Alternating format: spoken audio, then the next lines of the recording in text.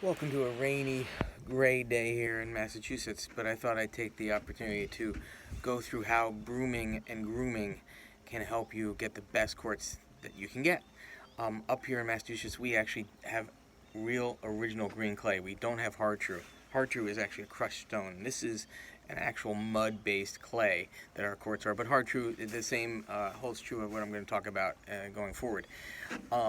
And that goes for, I think, every other type of clay court, red clay. Not so sure about clay tech because I've never worked on clay tech. But you'll see here I've brought out for us to look at is the Aussie broom, or Aussie mat as we call it.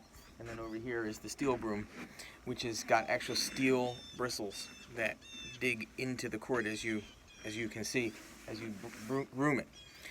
So what we tend to do is after a rain, like we've had rain overnight, and this morning it's been misty and gray and it's still misting a little bit, we tend to fluff up. It's not really scarifying the court, but it fluffs up the particles, the top dressing particles. And the metal broom brings those higher away from the surface, and therefore they tend to dry faster.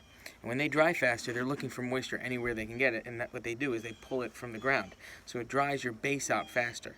So the higher your particles are away from the base, the faster it will pull moisture out of the base.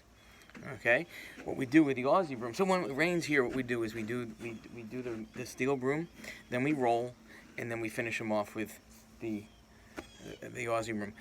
On a day-to-day basis, we never use real brooms or the steel broom.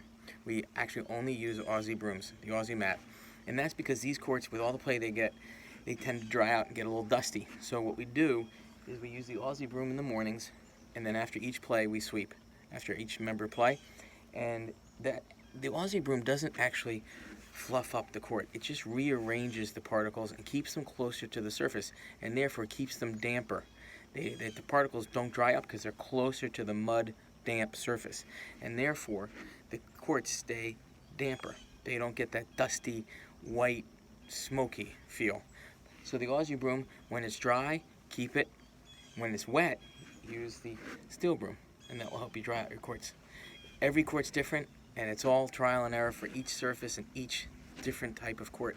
But remember, particles up high will dry faster. Particles closer to the base will stay damper. Good luck.